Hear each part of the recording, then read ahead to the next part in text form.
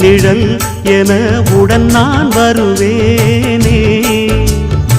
ஏழ் பிறப்பும் உயிர் துணை உனை நான் பிரியேனே.